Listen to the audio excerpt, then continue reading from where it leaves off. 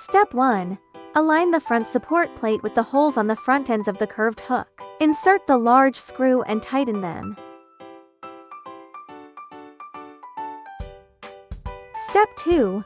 Place the back support plate on the back side of the curved hook. Align L-shaped hook with the back support plate holes and insert the large screw.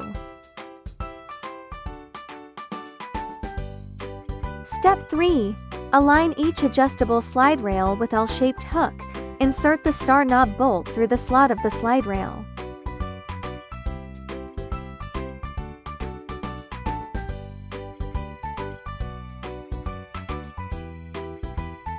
Step 1. Place the back support plate on the back side of the curved hook and align the holes. Secure it with large screw. Step 2. Install the adjustable slide rail and L-shaped hook assemblies onto the back support plate. Use the small screws and nuts to secure them.